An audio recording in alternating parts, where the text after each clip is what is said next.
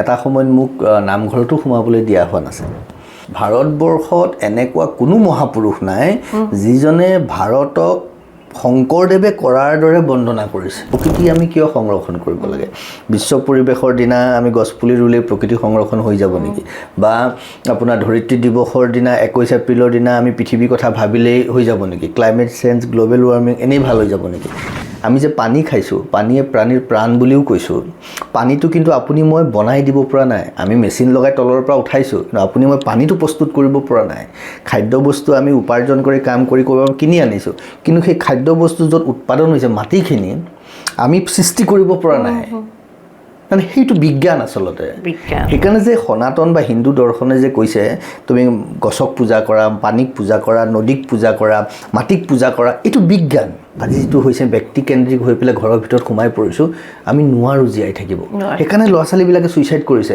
ৰাজস্থানত যদি যায় তাত নদী চদী নাই সেইকাৰণে তাৰ মানুহে মাছ মাংস নাখায় আমাৰ ইয়াত নদী আছে জলাশয় আছে বিল আছে পশ্চিমবংগ অসম উৰিষ্যাত যদি চাই তাৰ খোৱা খাদ্যবস্তু বেলেগ ৰাজস্থানত যদি নদী থাকিলেহেঁতেন তেওঁলোকেও মাছ মাংস খালেহেঁতেন চাগে সেইবুলি তই কি খাইছ মই কি খাইছ কাজিয়া কৰিম নেকি দুখ লাগিব ক'বলৈ বা জানিলেও আপুনি মানে সমাজখনৰ কথা আমাৰ সমাজখনত এতিয়া এই ধৰণৰ কথাবিলাকৰ বৰ প্ৰাসংগিক যেন মানুহে নাভাবে সেই কথাবিলাক যেতিয়া ক'ব কি আওপুৰণি কথা অলাগতিয়াল কথা কিছুমান কৈ আছে বুলি ভাবে যাচি দিয়াৰ সোণৰ মূল্য নাই বুলি অসমীয়াত যে কথাটো কয় আৰু ৰাজনীতিয়ে সদায় মানুহক মানসিকভাৱে বৌদ্ধিকভাৱে আধ্যাত্মিকভাৱে দুৰ্বল কৰি ৰাখিব খোজে গেৰুৱা কাপোৰ পিন্ধি তিলক ল'লে হিন্দু হ'ব নোৱাৰে তোমাৰ আচৰণে আপোনাৰ ব্যৱহাৰে আপোনাৰ পৰিচয় তুমি যদি আততায়ীৰ দৰে ব্যৱহাৰ কৰিবা তোমাক আমি কাটিম মাৰিম চিধা কথা সেইকাৰণে আমাৰ ভগৱান শ্ৰীকৃষ্ণই মুৰুলিও বজায় তেওঁ সুদৰ্শন চক্ৰও লয় শিৱ একো নাই শ্মশানত বহি থাকে তাৰ পৰা ত্ৰিশূল লৈ তেওঁ উগ্ৰ হৈ যায় মা কালী দেৱী জগত জননী সন্তান গাখীৰ খুৱাই আমাক জন্ম দিছে আমাক তাৰপিছতো প্ৰয়োজন হ'লে তৰোৱাল পাৰ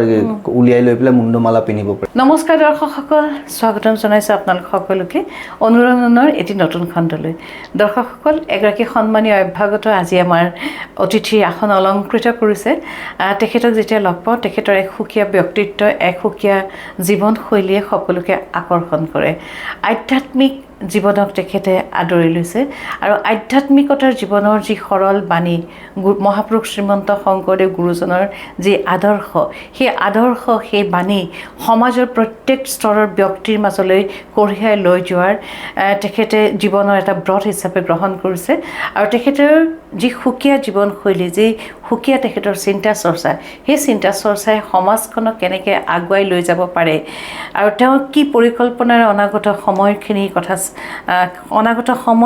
কাম কৰাৰ কথা চিন্তা কৰিছে সেই সকলোখিনি কথা আমি আলোচনা কৰিম আজি আমাৰ মাজত আছে সত্যৰঞ্জন বৰা তেখেত কুটুম্ব সুৰক্ষা সমিতিৰ সভাপতি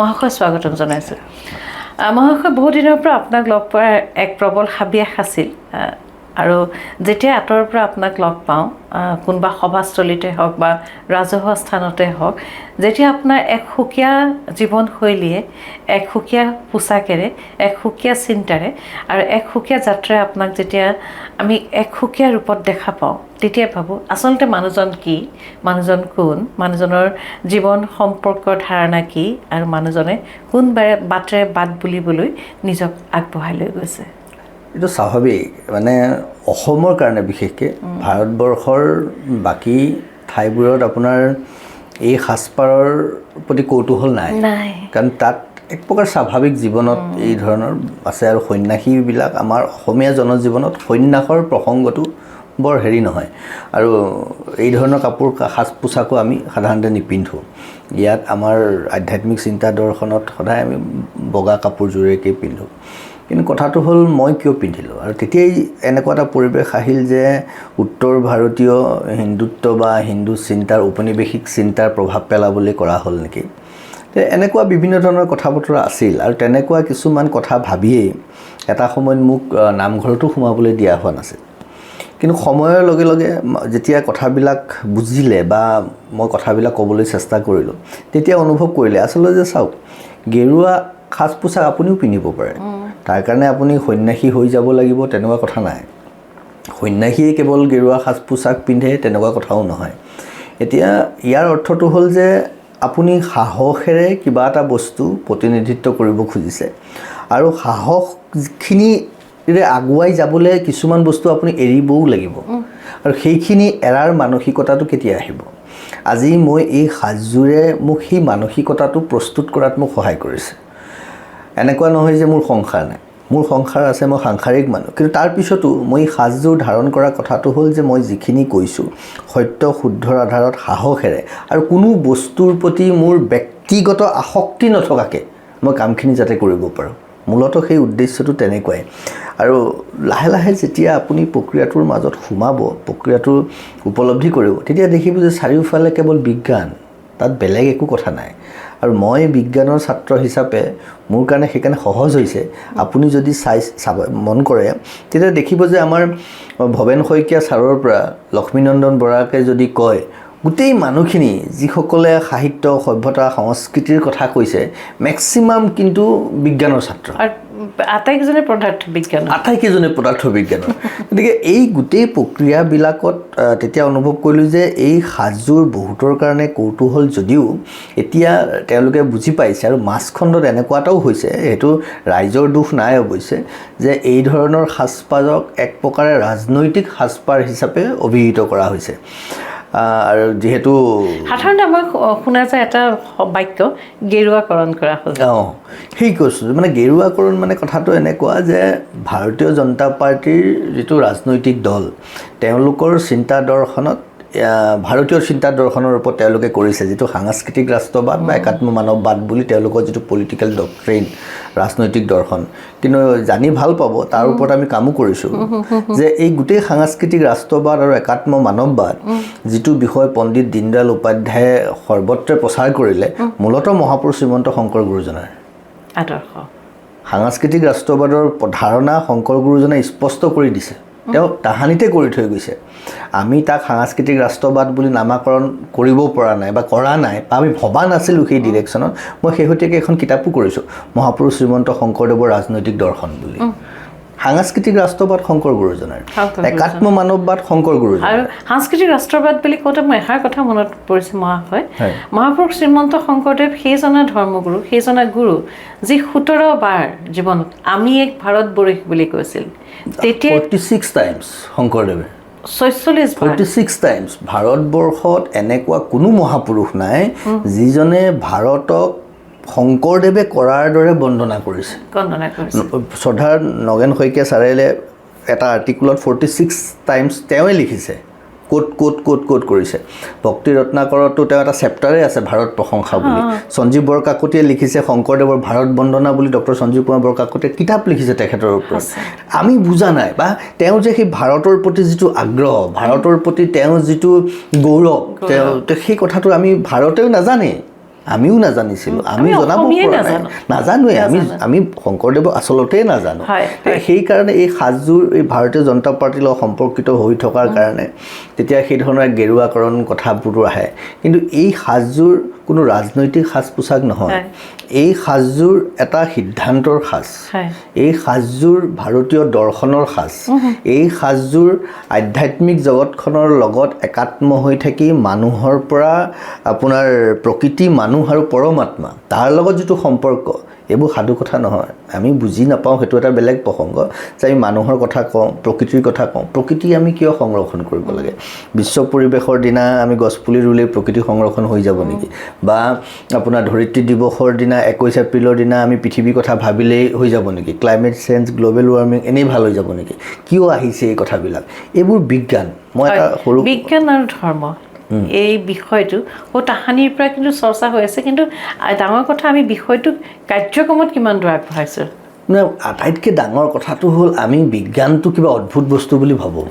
আৰু বিজ্ঞানটো আপুনি বা মোৰ দৰে মানুহে সৃষ্টি কৰা বুলি ভাবোঁ আমি বিজ্ঞান সৃষ্টি কৰিব পৰা নাই আমি বিজ্ঞানৰ আধাৰত প্ৰযুক্তিৰ দ্বাৰা কিছুমান ইকুইপমেণ্টছহে ডেভেলপ কৰিব পাৰিছোঁ বিজ্ঞান এক্সিষ্ট কৰিছে আমাৰ মাজত মই আপোনাক দুটামান উদাহৰণ দিওঁ চাব বিজ্ঞানটো ক'ত আছে যে বিজ্ঞান আচলতে ধৰ্ম বুলি আমি যিটো ধৰ্ম বুলি ভাবিছোঁ তাৰ আগত এইটোও কৈ ল'ব লাগিব যে আমি যিটো ধৰ্ম বুলি ভাবিছোঁ উপাসনা কৰাটোকে মই মন্দিৰলৈ গৈছোঁ মই গেৰুৱা কাপোৰ পিন্ধিছোঁ ৰঙা তিলক লৈছোঁ কোনোবা নামঘৰলৈ গৈছে কোনোবা মছজিদ গৈছে গীৰ্জা গৈছে সেইটো উপাসনাস্থলী উপাসনা পথ সেইটো আমাৰ ধৰ্ম নহয় সি ধৰ্ম হ'ব নোৱাৰে আমাৰ ডাঙৰ ভুলটো হৈছে উপাসনাটোকে আমি ধৰ্ম বুলি ভাবি তাৰ মাজত আমি গণ্ডগোল কৰিছোঁ তাত আমি বিজ্ঞানটো দেখা নাই কিন্তু তাতো বিজ্ঞান আছে উপাসনাৰো এটা বৈজ্ঞানিক কাৰণ আছে আপুনি কিয় উপাসনা কৰিব লাগে এইবোৰ ঢেৰ দীঘলীয়া আমি ক'ম তাৰ আগত মই আপোনাক দুটা এই বস্তুটো ক'ব খুজিছোঁ যে প্ৰকৃতি সংৰক্ষণৰ বিজ্ঞানটো কি এইটো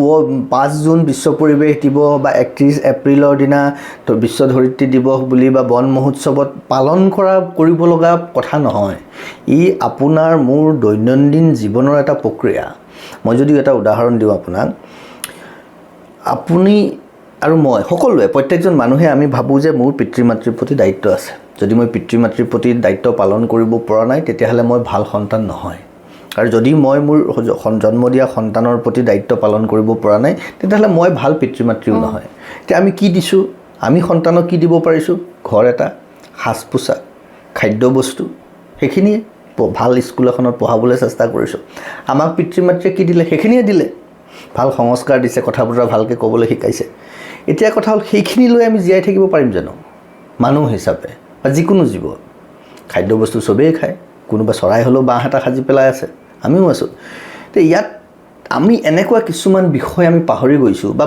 ভাবাই নাই আমি কেতিয়াও যে ইয়াত এই যিটো অক্সিজেনটো আমি লৈ আছোঁ এইটো মই মোৰ সন্তানক দিব পৰা নাই বা মোকো মোৰ পিতৃ মাতৃয়ে দিব পৰা নাই আমি যে পানী খাইছোঁ পানীয়ে প্ৰাণীৰ প্ৰাণ বুলিও কৈছোঁ পানীটো কিন্তু আপুনি মই বনাই দিব পৰা নাই আমি মেচিন লগাই তলৰ পৰা উঠাইছোঁ কিন্তু আপুনি মই পানীটো প্ৰস্তুত কৰিব পৰা নাই খাদ্য বস্তু আমি উপাৰ্জন কৰি কাম কৰি কিনি আনিছোঁ কিন্তু সেই খাদ্য বস্তু য'ত উৎপাদন হৈছে মাটিখিনি আমি সৃষ্টি কৰিব পৰা নাই মানে সেইটো বিজ্ঞান আচলতে সেইকাৰণে যে সনাতন বা হিন্দু দৰ্শনে যে কৈছে তুমি গছক পূজা কৰা পানীক পূজা কৰা নদীক পূজা কৰা মাটিক পূজা কৰা এইটো বিজ্ঞান সেইটো ধৰ্ম বুলি ভাবিলে সেইটো আমাৰ ভুল কথা হ'ল সেই উপাসনা পদ্ধতিটো কৰিব মানে পূজাটো কৰা মানে সংৰক্ষণ কৰা সন্মান কৰা মৰ্যাদা দিয়া ঘণ্টা বজাই মন্ত্ৰ মাতি থকাটো পূজা নহয় সেইটো বিধি এইটো উপাসনা সেইটো বেলেগ বস্তু পূজাৰ সামগ্ৰিক অৰ্থটো যে আমি কিয় গছজোপাৰ প্ৰতি আমি সন্মান প্ৰদৰ্শন কৰিব লাগে কাৰণ সেইকেইটা বস্তু যদি নাথাকে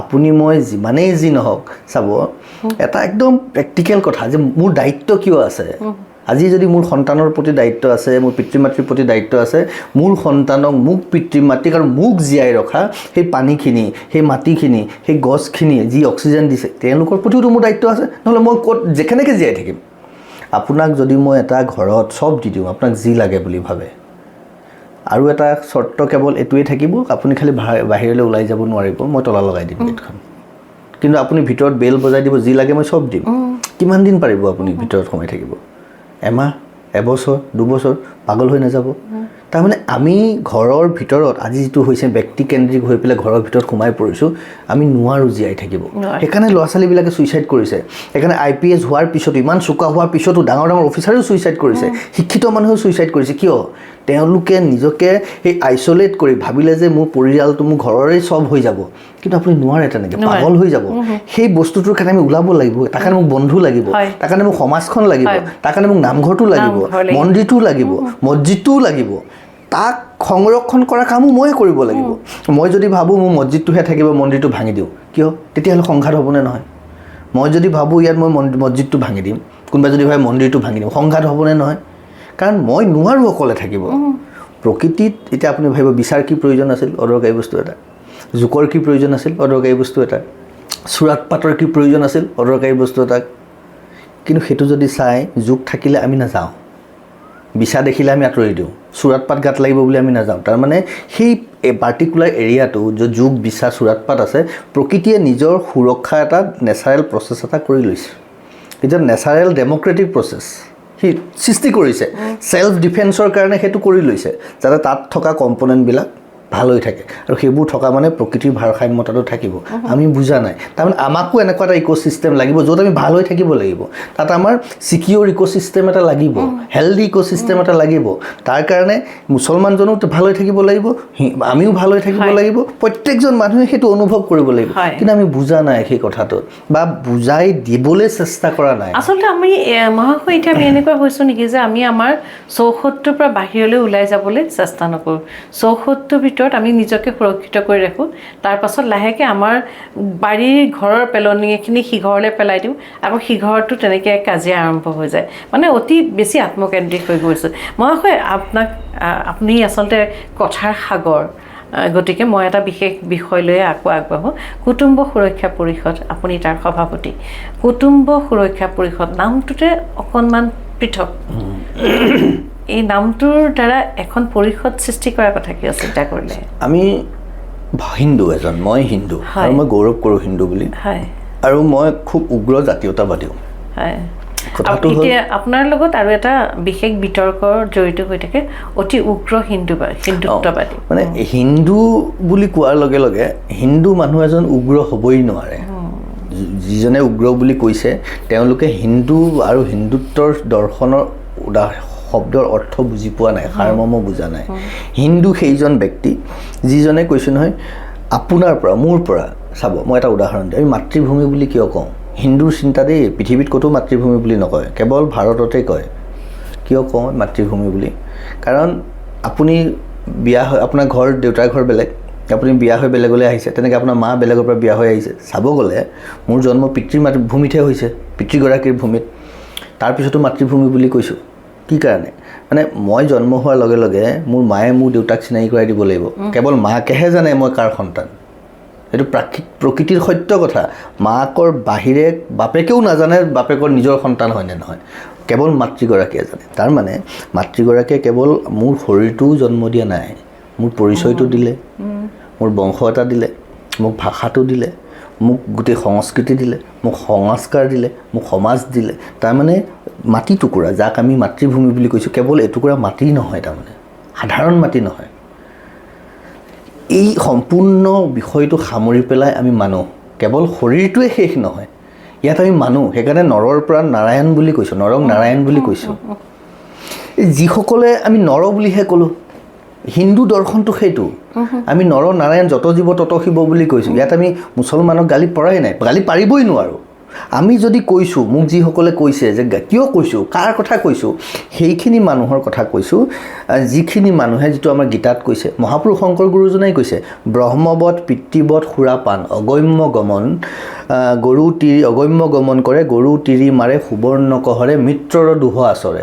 সংসাৰত আছে এনে আন অসংখ্য মহাপাপীগণ বুলি কৈছে গীতাতো কৈছে কৃষ্ণই অৰ্জুনক যে তুমি ক'ত বন্ধু বান্ধৱ দেখিছা ককাই খুৰা পেহা পেহী দেখিছা এইবোৰ চব অসুৰ আততাই তোমাৰ ঘৰ জুই লগাই দিলে মাটি বেদখল কৰিলে নাৰীৰ সতীত্ব হনন কৰিলে গৌ চুৰ কৰিলে গৌ হত্যা কৰিলে বন্ধুভাৱত থাকি শত্ৰুতা কৰিলে এইবিলাক আততাই এইবিলাক অসুৰ তেওঁলোক মানুহ হ'ব নোৱাৰে নৰৰ পৰা নাৰায়ণ হোৱাৰ কথা কোৱা হৈছে নৰৰ পৰা নৰখাদক হোৱাৰ লগে লগে আমাৰ সমাজখনে সেই যিটো প্ৰকৃতিয়ে যিটো প্ৰাকৃতিক ব্যৱস্থা দিছে তাত চিঞৰ বাখৰ লাগিব তাত ইমবেলেঞ্চ হ'ব ইমবেলেঞ্চ হ'লে এটা প্ৰতিক্ৰিয়া হ'বই হ'ব তাৰ পৰা সেই প্ৰতিক্ৰিয়াটোহে আমি ক'ব খুজিছোঁ যদি আপুনি মোক তিৰস্কাৰ নকৰে মোক কি দৰকাৰ পৰিছে আপোনাক বেয়াকৈ ক'বলৈ আপুনি মোক তিৰস্কাৰ কৰি আছে কোনোবা দিনটো মই কিবা এটা ক'ম আপুনি যদি নকয় মোৰ কোৱাৰ স্কোপটো ক'ত তাৰপিছত যদি মই আপোনাক তিৰস্কাৰ কৰিছোঁ তেতিয়াহ'লে আপুনি মোক অৱমাননা কৰিব আজি সমাজত সেইটো হৈছে সেইকাৰণে এই কথাবিলাক লৈ আৰু ৰাজনীতিয়ে বিশেষকৈ উগ্ৰ জাতীয় শব্দবিলাক তেওঁলোকে ব্যৱহাৰ কৰি হিন্দুত্ববাদৰ কথাবিলাক অনুভৱ কৰিবলৈ নিদি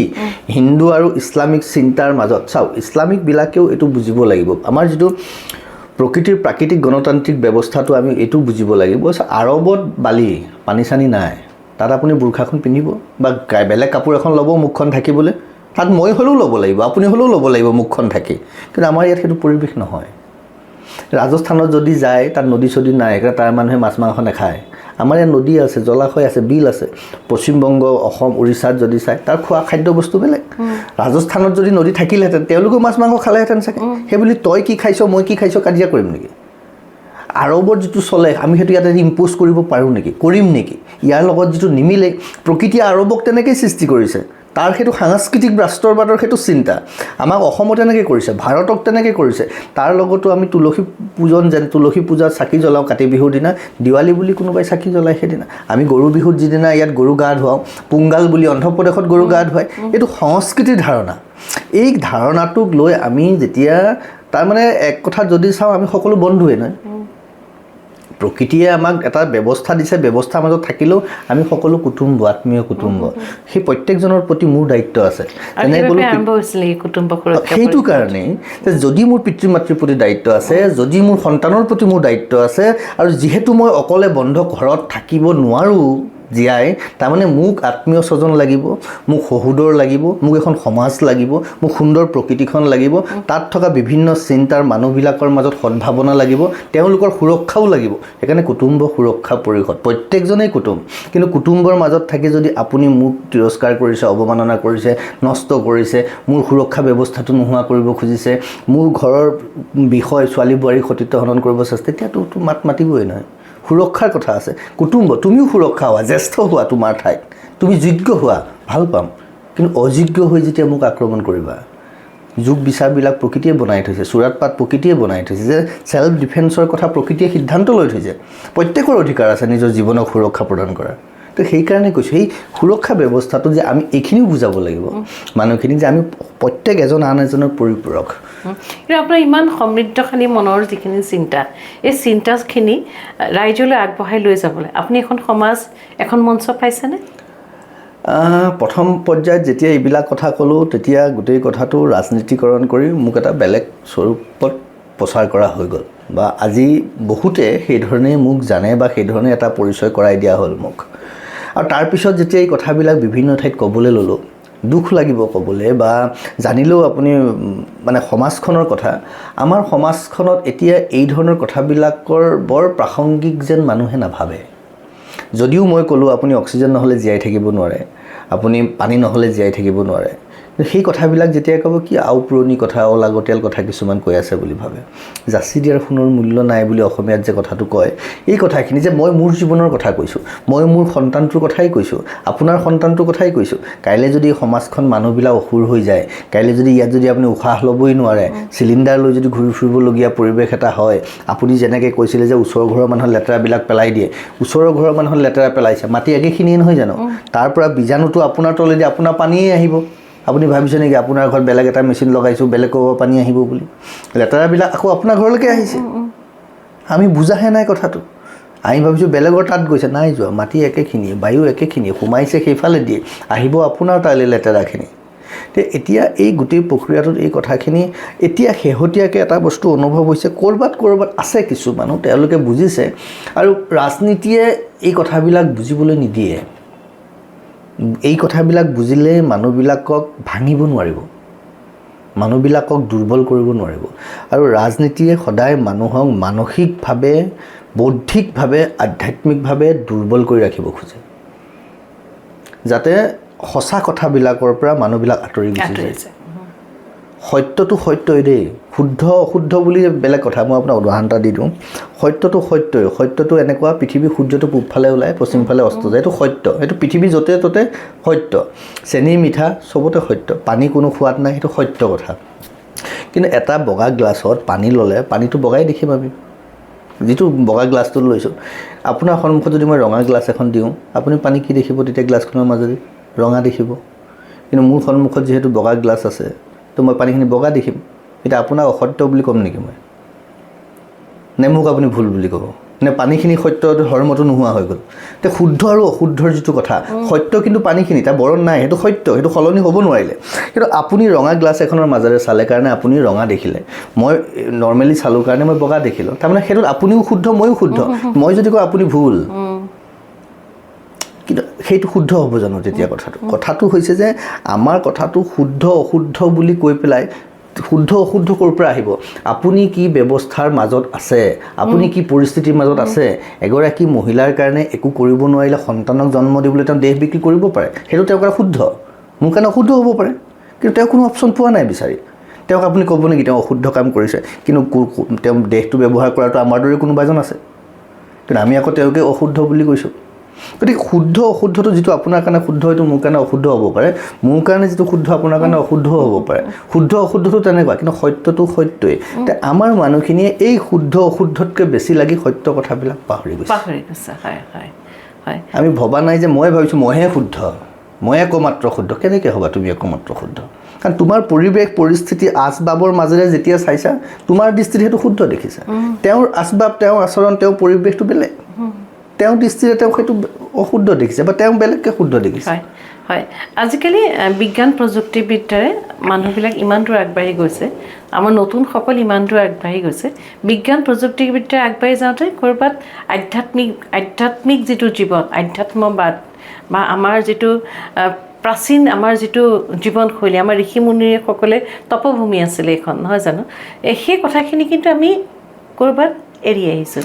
আমি কিয় কৈছোঁ জানে? কাৰণ আমি যে ক'লোঁ সেইটো বিজ্ঞানটো বুজা নাই, বিজ্ঞানটো বেলেগ বুলি ভাবিছোঁ, অদ্ভুত এতিয়া সৃষ্টি হোৱা বুলি ভাবিছোঁ। এতিয়া একো বস্তুৱে সৃষ্টি হোৱা নাই। কিন্তু আয়ুৰ্বেদ শাস্ত্ৰৰ পৰা আৰম্ভ কৰি হাজাৰ হাজাৰ বছৰৰ প্ৰাচীন সংস্কৃতি ভাৰতবৰ্ষত। আপোনাক মই এটা উদাহৰণ দিওঁ, হিউমেন ৰিভলিউশ্যনটো যদি চাই, তালৈ নাযাওঁ, সেইটো বৰ দীঘলীয়া হৈ যাব। মই আপোনাক নিউটনছ ল'টোকে মই কৈছোঁ, বিজ্ঞানটো চাব দেই, বিজ্ঞানটো ক'ত আছে।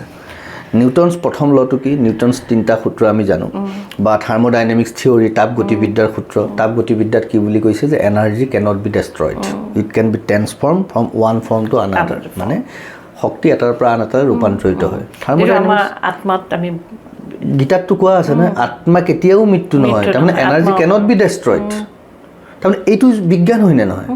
আমি থাৰ্মোডাইনামিক্স থিয়ৰীটো যদি বিজ্ঞান বুলি কৈছোঁ, তেতিয়াহ'লে সেই আত্মাটো আমি কিয় ইগন'ৰ কৰিছোঁ? আমি তাত সেইটোৱে বিজ্ঞান।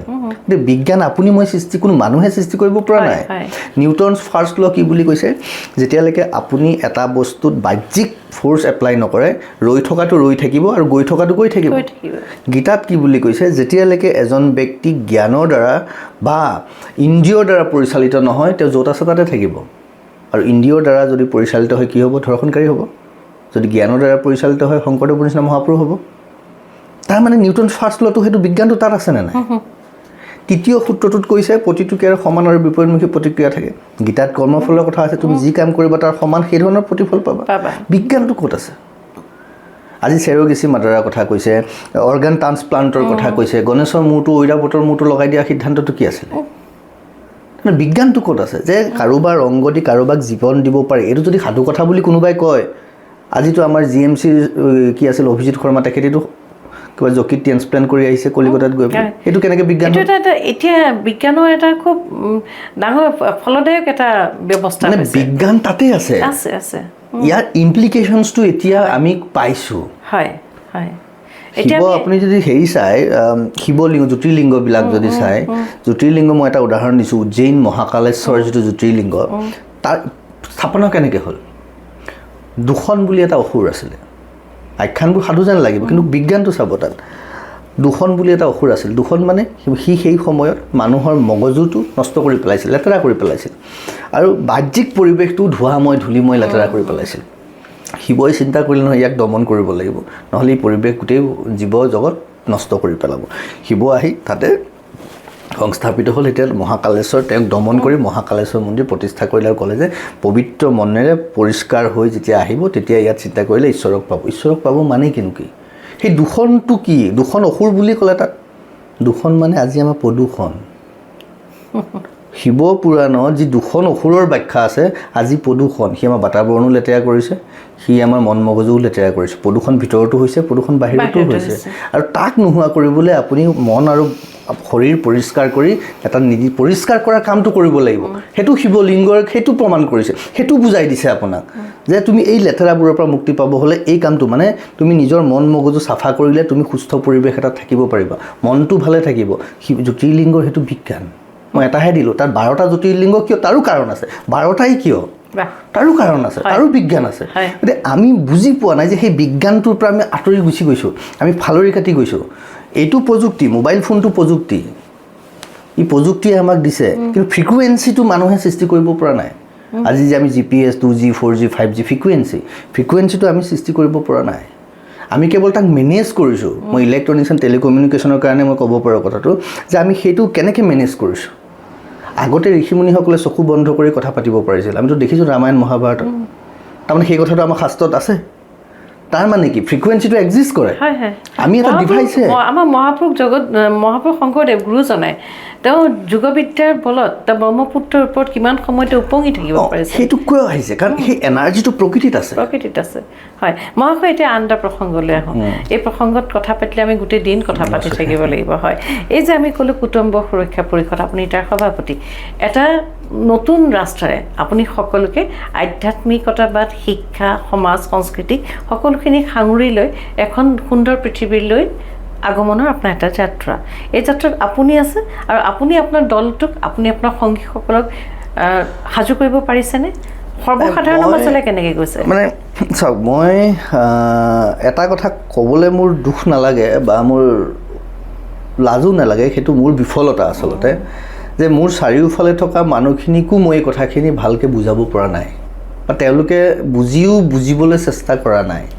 কাৰণ তেওঁলোকো নৰ্মেল মানুহে এই প্ৰক্ৰিয়াটোৰ মাজলৈ আহিবলৈ তেওঁলোক মোৰ দৰে জংঘলত থাকিব নালাগে মোৰ দৰে সন্যাসী হ'বও সন্যাসীৰ দৰে জীয়াই থাকিবও নালাগে কিন্তু কথাটো হ'ল বুজিব লাগিব কিয় কৈছোঁ আধ্যাত্মিক প্ৰসংগটোলৈ আহোঁ তাৰপিছত মই বাকী কথাটো কওঁ যে আমি আধ্যাত্মিক কিয় হ'ব লাগে উপাসনা কৰাটো কিয় কৰিব লাগে এই ডক্টৰৰ চিম্বলটো দেখিছেনে আজিকালি সাপৰ নিচিনা দুডাল পাক খাই থাকে মাজত এডাল সোমোৱাই থাকে ই কি কৈছে যে আমি যেতিয়া কওঁ ৰাজহাড় চিধাকৈ বহিব লাগে কিয় উশাহ ল'ব লাগে প্ৰাণায়াম কৰা আমাৰ ল'ৰা ছোৱালীবোৰে কিন্তু নাকৰ ফুচফুচাই থাকে এইটো কি কাম হ'ল অদৰকাৰী কাম তাৰমানে আমাৰ তিনিডাল শিৰা থাকে ইৰা পিংগলা আৰু সুষমনা বুলি XY এডাল পুৰুষ চৰিত্ৰ বহন কৰে এডালে নাৰীৰ চৰিত্ৰ বহন কৰে ইৰা পিংগলাই আৰু সেয়া যেতিয়া আমি বিজ্ঞানত যেতিয়া পঢ়িছোঁ ক্ৰম'জমত XY ক্ৰম'জম XX হ'লে পুৰুষ হয় হ'বলা XY হ'লে ছোৱালী হয় নে XY হ'লে ল'ৰা হয় এনেকুৱা কথা হ'ল এইটো বিজ্ঞান যেতিয়া আপুনি সেইটো প্ৰেক্টিছ কৰিব সেই শিৰা দুডাল এক্টিভেট হৈ মাজেৰে সুষমনা এক্টিভেট হ'ব এক্টিভেট হ'লে আপোনাৰ ভিতৰত থকা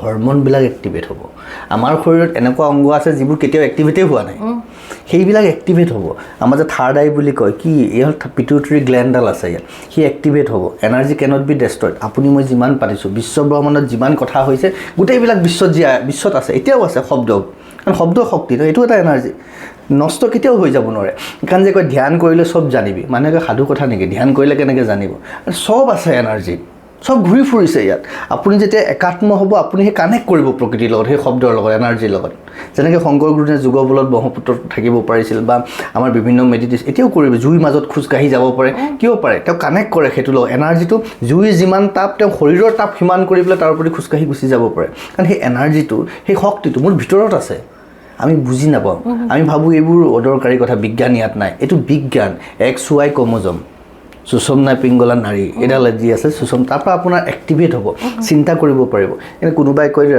এই সাধু কথা ধ্যান কৰি কি গ্ৰন্থ লিখিব পাৰে নেকি বুদ্ধদেৱে ধ্যান কৰি ইমান ডাঙৰ মহাপুৰুষ হৈ গ'ল নেকি কিয় হৈ গ'ল চব জ্ঞান অলৰেডি এক্সিষ্ট কৰিছে আপুনি মাথো সেই প্ৰচেছটো কৰক আপুনি চব পাব কিতাপ পঢ়িব নালাগে নিজে নিজে আহিব কাৰণ অলৰেডি কোনোবাই পাতিছে নহয় সেইকাৰণে আমাৰ যে কয় বেৰৰ কাণ আছে বেৰৰ কাণ থাকে নেকি বেৰৰ কাণ নাথাকে কিন্তু এনাৰ্জিটো আছে গোটেই ব্যৱস্থাটো আছে আপুনি যদি বেয়া চিন্তা কৰিছে আৰু কোনোবাই যদি সেই যিটো কানেক্ট কৰিব খুজিছে আপোনাৰ ভিতৰত চব কথা তেওঁ লৈ ল'ব পাৰিব চব বিষয় জানিব পাৰিব এইটো আধ্যাত্মিক চিন্তা এইটো আধ্যাত্মিক শক্তি সেইকাৰণে আমি কৰিব লাগে এই বস্তুবিলাক কৰিবলৈ এটা মানে ভিতৰৰ পৰা এটা আপুনি সংকল্পবদ্ধ হ'ব লাগিব মোৰ লগত যিখিনি আছে বহুতে বুজিছে বহুতে বুজা নাই বহুতে বুজাৰ পিছতো তেওঁলোকে গ্ৰহণ কৰিবলৈ নোৱাৰে এইটো স্বাভাৱিক কথা কাৰণ তেওঁলোকে সেই চাওক এনেকুৱা এটা বস্তু স্বামী বিবেকানন্দই কৈছে আপুনি কাকো আধ্যাত্মিক হ'বলৈ বাধ্য কৰাব নোৱাৰে আৰু আধ্যাত্মিক বস্তুটো এনেকুৱা এই বিজ্ঞান দেই বিজ্ঞানটো আপুনি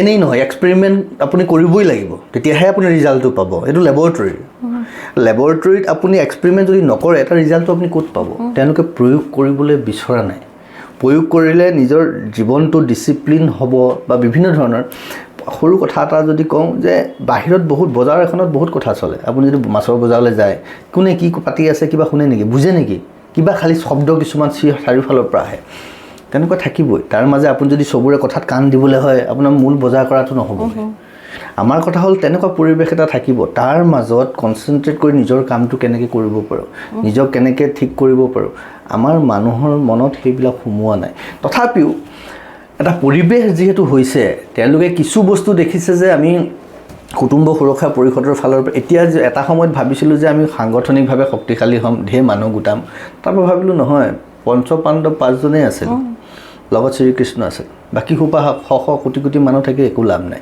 এনেকুৱা এটা ভাল টিম লাগে। সমাজখন চাওক, ভাল মানুহ আছেই কাৰণে এখন চলি আছে, নহ'লে কেতিয়াবাই নষ্ট হৈ গ'লহেঁতেন। সেই মানুহখিনিক কানেক্ট কৰিব চেষ্টা কৰিছোঁ, লাহে লাহে কানেক্ট হৈছে।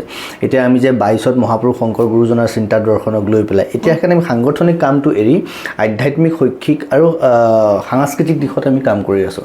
কাৰণ এজন মানুহ, মোৰ শৰীৰটোৱে শেষ নহয়, মই মানসিকভাৱে, শাৰীৰিকভাৱে, বৌদ্ধিকভাৱে, আধ্যাত্মিকভাৱে শক্তিশালী হ'লেহে মই পৰিপূৰ্ণ মানুহজন হ'ম।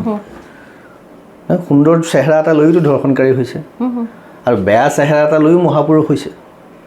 তো এই কথাবিলাক আমি যেতিয়া বুজিম তেতিয়া দেখিব যে পৰিৱেশবোৰ নহয়, আচলতে আমি কৰিব কি লাগে, মই জীয়াই কিয় আছোঁ। পশুৱেওতো ছেক্স কৰে, পশুৱেওতো খাদ্যবস্তু খায়, আমি পশু নেকি?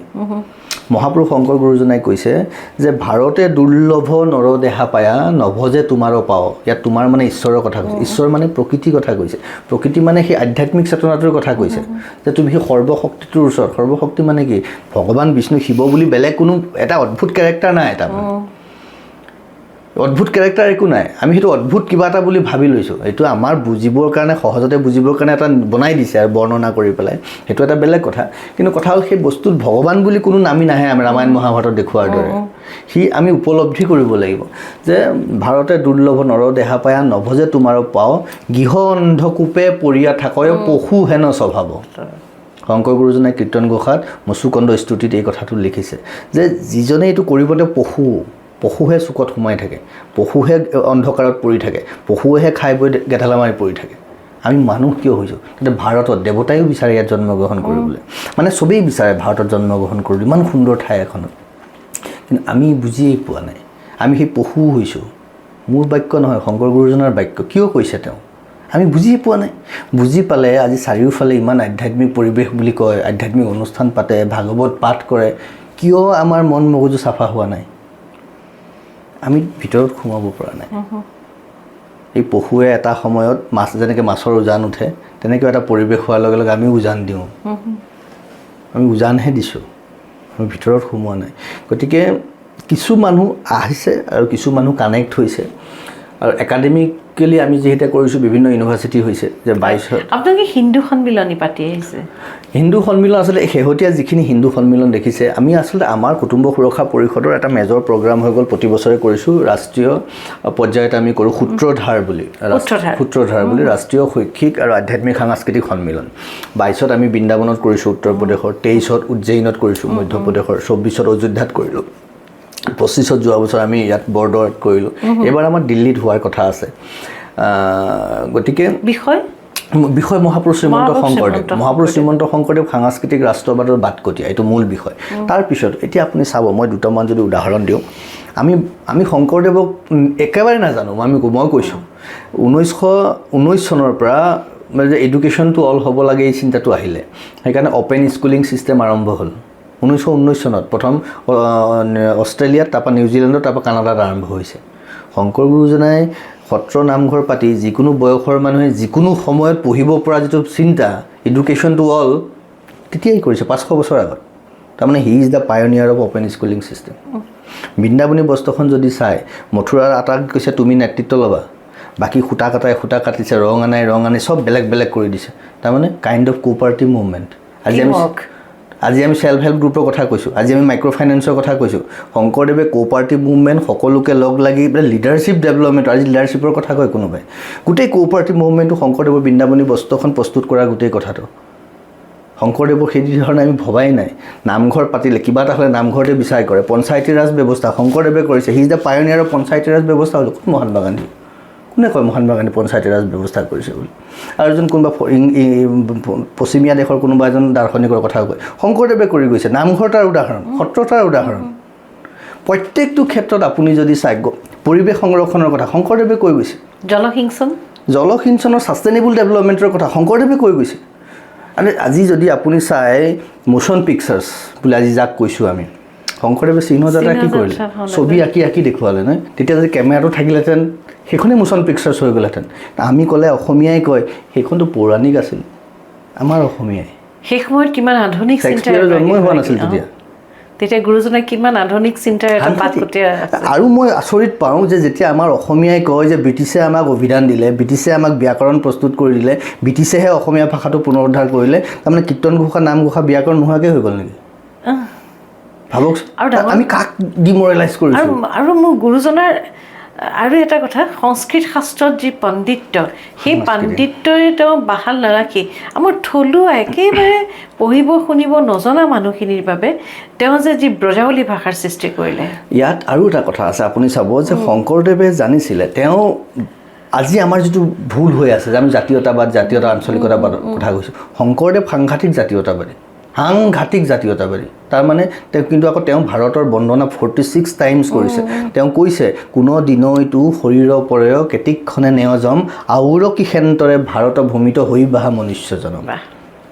বহুত কৈছে যে কৌটি কৌটি জন্ম অন্তৰে যাহাৰ আছে মহাপুণ্য ৰাখি, সি কদাচিত মনুষ্য হৈও ভাৰত বৰিষে আহি। তাৰপিছতো যেতিয়া তেওঁ ভাগৱত কৰিছে সংস্কৃতৰ পৰা অনুবাদ কৰি পেলাই, তাত লিখিছে গাৰু মিৰি যৱন কংকাল সেই মানুহখিনি। সেই সময়তো যেতিয়া ব্যাসে ভাগৱত লিখিছে, তেতিয়া গাৰু মিৰি শব্দ আহিব পাৰে নেকি? আহিব নোৱাৰে। কিন্তু শংকৰ গুৰুজনে কিয় লিখিলে? কাৰণ গাৰু মিৰি ক'ত আছে? আমাৰ ইয়াত আছে। মানে আমাক লাগিব, মোৰ নিজৰ সত্তাটো মই জীয়াই ৰাখিব লাগিব। প্ৰকৃতিৰ প্ৰাকৃতিক গণতান্ত্ৰিক ব্যৱস্থা, তাৰ বুনিয়াদটো কি হ'ব? সনাতন ধৰ্ম। সেইকাৰণে শংকৰদেৱে কৈছে গুণমালাত, আতি বিতুপন এইটো ধৰ্ম সনাতন, তাকে সেই কীৰ্তন কৰে সাধুজন। আমি শংকৰদেৱৰ বৃহৎ সত্তাটো নষ্ট কৰি পেলালোঁ, শেষ কৰি পেলালোঁ শংকৰদেৱ। ক'লে বেয়া পাব, এতিয়াতো গেৰুৱা কাপোৰ কালী পূজা কৰা মানুহতে কি বুজিবি? মই একোৱেই নুবুজোঁ যেনিবা। কিন্তু কথা হ'ল, বুজাখিনিয়ে কি কৰিছে? ভাগৱত ব্যাখ্যা কৰি শিৱক তিৰস্কাৰ কৰিছে। কিন্তু নাম অপৰাধ যদি চাই কীৰ্তন ঘোষাত, তাতেই কৈছে শংকৰদেৱে শিৱৰ বাণী প্ৰচাৰ কৰিছে, লিখা আছে নাম অপৰাধত। হয়, এতিয়া কথাটো হ'ল আপোনালোকে যে হিন্দু সন্মিলন পাতে, আপুনি হিন্দু সন্মিলন কথাটো কৈছে। আচলতে এতিয়া যিবিলাক হিন্দু সন্মিলন হৈ আছে অসমৰ চাৰিওফালে, এইখিনি ৰাষ্ট্ৰীয় স্বয়ংসেৱক সংঘৰ 100 বছৰ পূৰ্ণ হ'ল। তাৰ লগত এইবিলাক হিন্দু সন্মিলন হৈছে, আৰু গোটেই ভাৰতবৰ্ষত প্ৰায় 85,000 হিন্দু সন্মিলন হ'ব এনেকৈ। আৰু অসমত প্ৰায় এটা ভাগ হিচাপে তাৰ সেই প্ৰক্ৰিয়াটোৰ অংশ হিচাপে অসমতো হৈ আছে। এতিয়ালৈকে আমি জনাত 1600-1700মান হৈছে, আৰু হ'ব প্ৰায় 2000খনমান হ'ব। 1600-1700মান। আপোনালোকে এই যে হিন্দু সন্মিলন কৰে, কোনখিনি মানুহৰ মাজলৈ যায় আৰু প্ৰধানতঃ কোনকেইটা বাণী আপোনালোকে তেওঁলোকক দিয়ে? আচ্ছা, হিন্দু মানে কোনজন? আমি হিন্দু বুলি কাক কৈছোঁ? এতিয়া হিন্দু বুলি ক'লে এটা পলিটিকেল কিছুমান কথা বতৰা আহে নহয়। হিন্দু মানে সেইজন যিজনে নিজৰ লগতে, নিজৰ পৰিয়ালৰ লগতে, নিজৰ গাঁওখনৰ লগতে, নিজৰ সমাজখন, ৰাজ্যখন, ৰাষ্ট্ৰখন, প্ৰকৃতি জগতৰ কল্যাণৰ চিন্তা কৰে, সেইজনহে হিন্দু। গেৰুৱা কাপোৰ পিন্ধি তিলক ল'লেই হিন্দু হ'ব নোৱাৰে আপুনি। সেই দৃষ্টিত APJ আব্দুল কালাম এগৰাকী যোগ্য হিন্দু, কাৰণ তেওঁ এই চিন্তা কৰিছে। আৰু এই চিন্তা কৰিব নোৱাৰা কোনো হিন্দু হ'ব নোৱাৰে। সেইকাৰণে ভাৰতত থকা প্ৰত্যেকজনেই হিন্দু। এতিয়া আমি সমাজখন কেনেকৈ গঢ়িম, সেই কথাখিনি কৈছোঁ। আপোনালোক সকলো আহক। ইয়াত আমি কাকো তিৰস্কাৰ কৰিবলৈ কথাই নাই। তোমাৰ আচৰণে, আপোনাৰ ব্যৱহাৰে আপোনাৰ পৰিচয়। তুমি যদি আততায়ীৰ দৰে ব্যৱহাৰ কৰিবা, তোমাক আমি কাটিম মাৰিম, চিধা কথা। সেইকাৰণে আমাৰ ভগৱান শ্ৰীকৃষ্ণই মুৰুলিও বজায়, তেওঁ সুদৰ্শন চক্ৰও লয়। শিৱ একো নাই, শ্মশানত বহি থাকে, তাৰপৰা ত্ৰিশূল লৈ তেওঁ উগ্ৰ হৈ যায়। মা কালী দেৱী জগত জননী, সন্তান গাখীৰ খুৱাই আমাক, জন্ম দিছে আমাক। তাৰপিছতো প্ৰয়োজন হ'লে তৰোৱাল পাৰ উলিয়াই লৈ পেলাই মুণ্ডমালা পিন্ধিব পাৰে। সেইটো আমাৰ নিজৰ কাৰণে, তোমালোকক কাকো আক্ৰমণ কৰিবলৈ নহয়, নিজক সুৰক্ষা দিবলৈ। যেতিয়া আমাৰ পৰিৱেশটো নষ্ট কৰিবা, তেতিয়া আমি তাক দমন কৰিব লাগিব। এইটো প্ৰকৃতিৰ প্ৰাকৃতিক চিন্তা দেই, এইটো কোনো মানুহৰ চিন্তা নহয়। ইয়াত বাকী সুবিধাবাদী ৰাজনৈতিক নেতাবিলাকে নষ্ট কৰিছে, আমিও হ'বলৈ দিছোঁ, কাৰণ আমিও নিজৰ মন মগজুবিলাক এৰি পেলাইছোঁ, সেইকাৰণে হৈছে। কিন্তু কথাটো হ'ল, তাতে আমি চিন্তা কৰিছোঁ যে আমি সেই কথাবিলাক যাব লাগিব। হিন্দু মানে কি? গছ ৰখাৰ নদীৰ, মই যিটো ক'লোঁ, দায়বদ্ধতা আমাৰ ক'ত আছে? আমি স্বাভিমানী, স্বদেশী কেনেকৈ হ'ম? স্বদেশী মানে আজি আমাৰ চাৰিওফালে বাহিৰৰ বস্তু আহিছে। তুলসী পূজাটো আমি কিয় কৰিব? তুলসী তলত পানী কিয় দিব লাগে? আমি ভাবোঁ এইটো এটা হিন্দু ধৰ্মৰ অদ্ভুত বস্তু এটা। তুলসীকটো কি মতলব আছে পানী দিবলৈ? তুলসীয়ে আটাইতকৈ বেছি অক্সিজেন ৰিলিজ কৰিব পাৰে। তুলসীয়ে বাহিৰৰ পৰিৱেশত থকা পলিউটেড কম্পনেণ্টবিলাক এবজৰ্ভ কৰি নোহোৱা কৰিব পাৰে। আমিতো ঘৰত পোহনীয়া কুকুৰ ৰাখিছোঁ, আজিকালিতো কাপোৰো পিন্ধাই দিওঁ পোহনীয়া কুকুৰক। তাৰ পৰা কি লাভ হৈছে আমাৰ? ইমান অকলশৰীয়া হৈছোঁ যে কুকুৰ পুহি সংগ বিচাৰিব লগা হৈছে আমাৰ। কিন্তু তুলসীডালে আমাক অক্সিজেন দিছে, যিটো নহ'লে আমি জীয়াই থাকিব নোৱাৰোঁ। তেওঁক আমি পোহনীয়া কুকুৰটোক ভাত দিয়াৰ দৰে ৰাতিপুৱা পানী অকণমান দিব নোৱাৰিম নে তুলসীজোপাত? পানীকণ দিলেহে থাকিব, নহ'লে মৰি যাব গছডাল। গছডাল যদি মৰি যায়, মোক দিয়া অক্সিজেনটো কমি যাব তাত। বিজ্ঞানটো আমি বুজা নাই নহয়, সেইকাৰণে ফকতীয়া কাম বুলি ভাবিছোঁ আমি সেইটো। সূৰ্যটোক অকণ পানী দিব লাগে, কিন্তু সূৰ্যক পানী দিয়ে, সূৰ্যই পানী পাব নেকি? নাপাব পাৰে। মোৰ যিটো মানে কম্পালশ্যন বা মোৰ যিটো মানে কি কয় চাৰেণ্ডাৰ কৰা, আত্মসমৰ্পণ কৰা, তেওঁ সূৰ্যৰ পোহৰ নহ'লে আপুনি মই দিন পাম নেকি? খাদ্য শস্য হ'ব নেকি? ফল ফুল হ'ব নেকি? মোৰ শৰীৰ ৰক্তবীৰ্য হ'ব নেকি? নহয়, হ'বই নোৱাৰে। তাৰ কাৰণে ধন্যবাদ জনাইছোঁ। এতিয়াতো আপুনি ৰেষ্টুৰেণ্টত গ'লে পানী দিয়া ৱেটাৰটোকো থেংক ইউ বুলি কয়। তুমি যদি ৱেটাৰটোক থেংক ইউ ক'ব পাৰা, তুমি নিবিচৰাকৈ দি থকা সূৰ্যক ধন্যবাদ দি পানী টোপা দিব নোৱাৰা। এই বস্তুখিনি হ'ল আমাৰ চিন্তা, আধ্যাত্মিক চেতনা তাত আহে। তেতিয়াই মানুহ মানসিকভাৱে বৌদ্ধিকভাৱে শক্তিশালী হয়। আৰু এই কথাবিলাক বুজাবলৈ যে হিন্দু মানে আচলতে কি, কিয় কৰিব লাগে সমাজখনত, এই কথাবোৰ আমি বুজাই সেইধৰণে আমি তেওঁলোকৰ মাজত এই কথাবিলাক কৈছোঁ যে আমাৰ দায়িত্ব আছে, স্কুলখনৰ দায়িত্ব আছে, মোৰ থকা জলাশয়টোৰ প্ৰতিও মোৰ দায়িত্ব আছে, মোৰ ওচৰ চুবুৰীয়াজনৰ প্ৰতিও মোৰ দায়িত্ব আছে নাগৰিক হিচাপে। আৰু ভাৰতীয় সংবিধানতো আছে আৰ্টিকল 51A যে মই কি কৰিব লাগিব। ভাৰতৰ আজি দেখিছে বিভিন্নজনে বোলে বন্দে মাতৰম গাব দিছে, এতিয়া নাগায় কিয়? তোমালোকে ভাৰতত আছা, যি মাতৃভূমি আপুনি তুমি বন্দনা যদি কৰিবই নোৱাৰা, তাৰমানে তুমি ভাৰত নিজৰ মাতৃকে তুমি অপমান কৰিছা। তুমি যদি সেই মাতৃগৰাকী বুলি ভবাই নাই ভাৰতত থাকি, তুমি সেইটো অনুভৱেই যদি কৰিব পৰা নাই, তেতিয়াহ'লে তোমাকতো আমি আততায়ী বুলিয়ে ক'ম। আৰু তোমাকতো ভাৰতৰ অখণ্ডতাৰ প্ৰতি, দেশৰ ৰক্ষাৰ প্ৰতি, দেশ সুৰক্ষাৰ প্ৰতি তুমি যেতিয়া প্ৰত্যাহ্বান আনিছা, তোমাকতো আমিতো প্ৰত্যাক্ৰমণ কৰিমেই। তেতিয়া তেওঁলোকৰ পৰাই আহিবই, তেওঁলোককতো আমি প্ৰত্যাক্ৰমণ কৰিব লাগিব। কথাটো তাত হৈছে। মই এতিয়া ব্যক্তিগত জীৱনলৈ আহোঁ। আপোনাৰ এটা ছাত্ৰ জীৱন আছিল, আপোনাৰ শৈক্ষিক জীৱন অতিক্ৰম কৰিলে, আপুনি বিদ্যালয়, মহাবিদ্যালয়, বিশ্ববিদ্যালয়, সেই শৈক্ষিক জীৱন অতিক্ৰম কৰিলে। তাৰ সেই শৈক্ষিক জীৱনৰ সময়খিনিত আপোনাৰ চিন্তা চৰ্চা, তাৰ পৰৱৰ্তী সময়ত আপোনাৰ এই গেৰুৱা বসনযোৰ পিন্ধাৰ পাছত এই চিন্তা চৰ্চা সাংঘাতিক এটা পৰিৱৰ্তন। এই পৰিৱৰ্তনৰ সাকুডালৰ কথা এই আপোনাৰ পৰি থকা মোৰ ব্যক্তিগত প্ৰশ্নটো। মানে চাওক, মোৰ জন্ম এটা খুব সংস্কৃতিবান পৰিয়াল। মানে আমাৰ ককা শ্ৰীমন্ত শংকৰদেৱ সংঘৰ প্ৰতিষ্ঠা কালৰে পৰা জড়িত হৈ আছে। গতিকে শংকৰদেৱৰ লগত মোৰ এটা নিবিড় সম্পৰ্ক তেতিয়াৰ পৰাই আছিলে। মই 10 বছৰৰ বয়সতে পৰাই মই ভাওনা কৰিছোঁ, বিভিন্ন ধৰণৰ ৰোল কৰিছোঁ। শ্ৰীকৃষ্ণ চৰিত্ৰও মই 4-5 বাৰ মই কৰিছোঁ। এতিয়া সেই পৰিৱেশটো যেতিয়া আহিছোঁ, আৰু আমি গাঁৱত ডাঙৰ হৈছোঁ নহয়, আমাৰ এনেকুৱা এটা পৰিৱেশ আছিলে যে আমাৰ ঘৰৰ সন্মুখত থকা পথাৰখনতে আমি চেপা পাতিছিলোঁ। খোকা চেপা নাই, ইমান ক'ৰবাত ফাক দীঘল বাঁহৰ যে মাছ সোমাই, আপুনি বিশ্বাস নকৰিব, ইমানটোমান ডাঙৰ মাগুৰ মাছ এটা খোকাত 6টামান লাগে, সন্মুখৰটো নোহোৱাই হৈ যায়। মানে ইমান মাছ, 22টামান মোৰ বৰশী আছিল, 22টামান বৰশী পাতি শেষেই নহয়, উঠাব হয়েই। মানে বৰশী পাতিব গ'লে আপুনি উঠি আহিব নোৱাৰে, আৰু নিজে ক'ব যে বাদ দিয়াও নকৰোঁ বুলি গুচি আহিব লাগিব। তাৰমানে বোলে মই বৰশী পাতি অলপ ৰ'ম, সেইটো স্ক'প আপুনি নাপায়, ইমান মাছ। সেই পথাৰ আজি শুকাই কৰকৰে মাৰিলে। সেইবোৰ আমাৰ সন্মুখত হোৱা পৰিৱৰ্তন। একো নাই, এটোপাল পানীও আপুনি বিচাৰি নাপায় তাত গ'লে। যাব আজি সেইখন পথাৰলৈ, লংকাত। তাৰপিছত মই যেতিয়া হ'লোঁ, সেই পৰিৱেশটো মই দেখা পালোঁ, ফিল কৰিলোঁ গৰু ছাগলীৰ লগত। আৰু মোৰ মাৰ আৰ্থ্ৰাইটিক্সৰ পেচেণ্ট আছিলে, প্ৰায় 19 বছৰমান ভুগিছে। গতিকে সেই ঘৰৰ লগত, ঘৰুৱা কামবিলাকৰ লগত মই একাত্ম হ'লোঁ।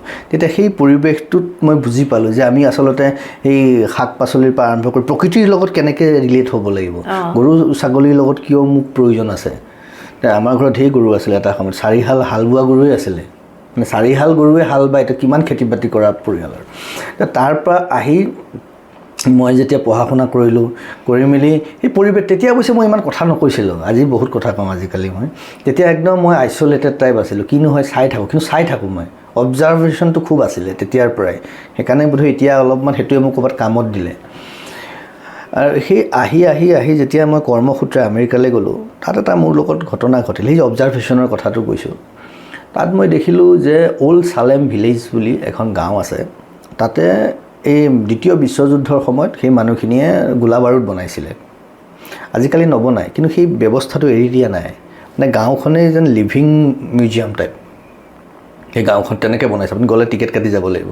তাতে ৱেষ্ট মেনেজমেণ্ট কিবা কিবি চব কৰিছে, স্কুল কলেজ ইউনিভাৰ্চিটি চব তাতে আছে। মই ভাবিলোঁ আমাৰতো প্ৰত্যেকখন গাঁৱেই ছিগনিফিকেণ্ট।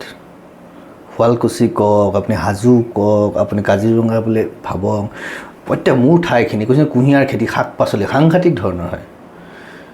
য'ত আপোনাৰ পুখুৰী আছে, মাছেই মাছ হ'ব পাৰে। আমাৰ প্ৰত্যেকখন গাঁৱত কিবা নহয় কিবা আছে।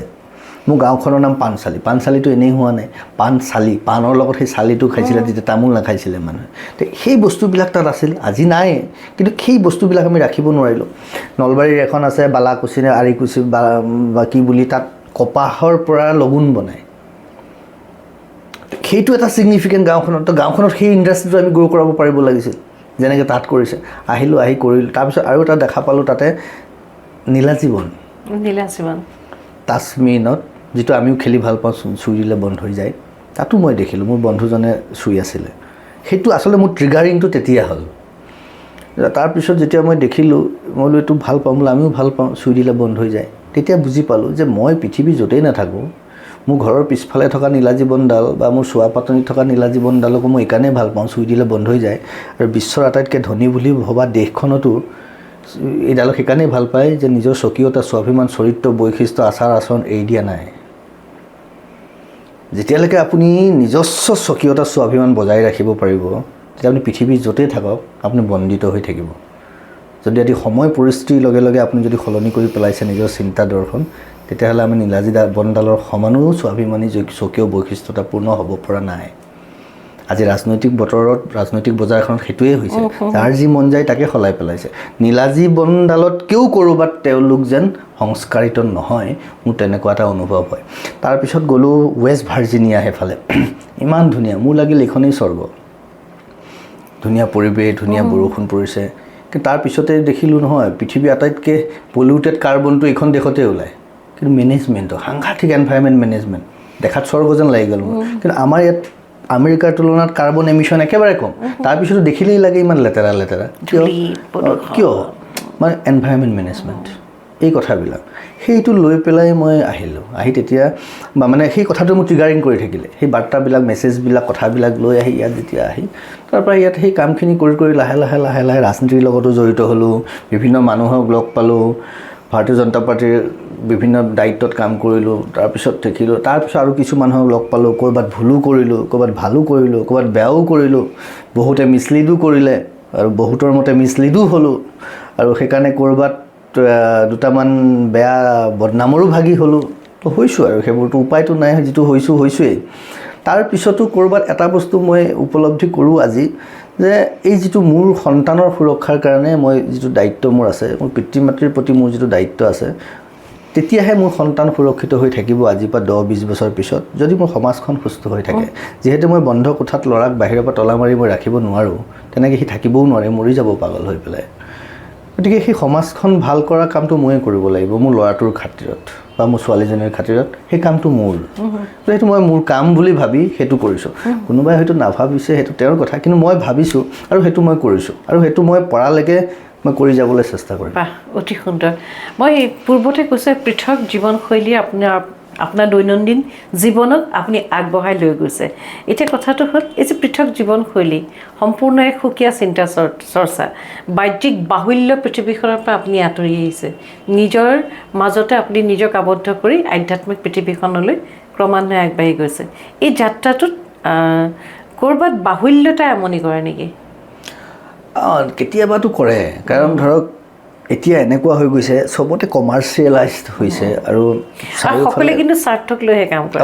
আপুনি আগবাঢ়ি যাওঁতে আপোনাকো চাগে কয় হৈছে। এতিয়া ধৰক মই কথাটো মোৰ বুজি নাপাওঁ, সেই কথাটো মোৰ কেতিয়াবা অন্তৰ্দ্বন্দ্বত ভুগোঁ, যে মই যিটো কথা ক'ব খুজিছোঁ, মই যিটো কাম কৰিব খুজিছোঁ, মই যিটো বুজিছোঁ, তোমালোকে কিয় বুজি পোৱা নাই? তোমালোকে মোৰ লগত কাম কৰিছা, মোৰ কথাটোৱে যদি বুজা নাই, তোমালোকে কামটো কেনেকৈ কৰিবা? যে মইতো এইটো বুজা নাই, মই এইটোহে বুজিছোঁ, মই এইটোহে কৰিছোঁ, তোমাৰ বুজাটো লৈ মই জীয়াই থাকিব নোৱাৰোঁ নহয়। মই এটা সিদ্ধান্ত লৈ পেলাই আহিছোঁ, আৰু মোৰ এই সিদ্ধান্তটোৱে কেৱল মোকেই নহয়, তোমালোকৰো ভৱিষ্যতৰ কথা এটা নিহিত হৈ আছে। এতিয়া সেই কমাৰ্চিয়েলাইজ হ'ল, আৰু ৰাজনীতিকীকৰণ, সকলোৱে কয় ৰাজনীতি কৰিছ, আৰু সকলোৱে এই ধৰণৰ কথা বতৰাবিলাকত কেতিয়াবা তেনেকুৱা এটা পৰিৱেশ হয়। আৰু ধৰক এতিয়া এই সূত্ৰধাৰ বুলি যিটো মই ৰাষ্ট্ৰীয় প্ৰগ্ৰাম কৰি আছোঁ, পইচা পাতিটো লাগিবই। এতিয়া বিভিন্নজনৰ ওচৰত যাব লগা হয়, তেতিয়া বিভিন্নজনে তিৰস্কাৰ কৰে, বেপাৰ কৰিছ, কিবা কৰিছ। বেপাৰটো কৰিছোঁ যদিতো কৰিছোঁৱেই, যে আপোনাৰ ধাৰণাটো মই সলাই দিবতো নোৱাৰোঁ। কিন্তু তাৰ কাৰণে আজি অযোধ্যাত আমাৰ 22খন ইউনিভাৰ্চিটিয়ে অংশগ্ৰহণ কৰিছিলে, তাৰ পৰা ৰিচাৰ্চ স্কলাৰে, কেইবা বছৰ 27খন ইউনিভাৰ্চিটি। আমি যে কওঁ মহাপুৰুষ শংকৰদেৱ গুৰুজনাক আমি বিশ্বমুখী কৰিব লাগে, এনেধৰণে আগ নাবাঢ়িলে আমি বিশ্বমুখী কেনেকৈ কৰিব? বিশ্বমুখী আমি ভাৰতলৈকে নিব পৰা নাই, বিশ্বটো ভাৰতৰ। মই যেতিয়া অনুষ্ঠানটো কৰোঁ, আমি কৰিব লৈছোঁ, যেতিয়া গৈছোঁ চিনিয়ে নাপায় কোন শংকৰদেৱ। যেতিয়া কওঁ যে সেই শংকৰদেৱৰ ওচৰত গুৰু নানকেও দীক্ষা লৈ গৈছে, আচ্ছা গুৰু নানক কাবি গুৰু হে বুলি কয় মই বোলো আপোনালোকে নাজানে কথাটো এতিয়া সাংস্কৃতিক ৰাষ্ট্ৰবাদ দীনদয়াল উপাধ্যায় বুলিহে জানে একাত্ম মানৱবাদ যে ব্ৰাহ্মণ চণ্ডাল নিবিচাৰি কুল দাতাত সুৰত জন দৃষ্টি একতুল সাধুত নিশ্চিত জাত ভৈল্য এক জ্ঞান তাকে সে পণ্ডিত বুলয় সৰ্বজন তাতকৈ একাত্ম মানৱবাদৰ চিন্তা ক'ত আছে কোনে কৰি দিব পাৰিছে আপুনি ব্ৰজাৱলীৰ কথাটো কৈছিলে ব্ৰজাৱলী ভাষা কালিৰাম মেধিয়ে কৈছে তিনিটা ভাষাৰ সংমিশ্ৰণত হৈছে সেই সময়ত ব্ৰজধামৰ ভাষা ব্ৰজবুলি মৈথিলী আৰু কামৰূপীয়া মানে পুৰণা অসমীয়া ভাষা তিনি ঠাই তিনি ভিন্ন সংস্কৃতি তিনি ভিন্ন মানুহৰ দ্বাৰা সংযুক্ত কৰি এটা ভাষা যে কৰিব পাৰি সাংস্কৃতিক ৰাষ্ট্ৰবাদৰ তাতকৈ বৃহৎ চিন্তা কি হ'ব পাৰে যে মোৰ সংস্কৃতি এই মোৰ দেশ ভাৰত সেইকাৰণে কৈছে দেৱৰো দুৰ্লভ জন্ম কি ভাৰতে দুৰ্লভ নৰদেহা পায় নভজে তোমাৰ ভাৰত বন্দনা তেওঁ কৰিছে আকৌ কৈছে যে ধন্য ধন্য কলিকাল মুখাত আমাৰ হেৰিয়েও কৈছে মাধৱ পুৰুষজনায়ো কৈছে ধন্য ধন্য কলিকাল ধন্য নৰতন ভাল ধন্য জন্ম ভাৰতৰ বুৰহী যে এই কথাত যে ভাৰতক শিৰত লৈ পেলাই তেওঁ যে অসমীয়াৰ কথাই গাৰু মিৰিৰ কথাও চিন্তা কৰিলে কিয় কৰিলে সেই চেতনাটো আমি বুজিয়ে নাপালোঁ আৰু সেই গোটেই বস্তুটো লৈ যাতে সকলোকে লৈ তেওঁ যে অংকীয়া নাট আৰু আপোনাৰ বৰগীত সেই ব্ৰজাৱলী ভাষাত সকলোৱে বুজিব পৰাকৈ মন মেৰি ৰাম চৰণেহি লাগো কোনে বুজি নাপাব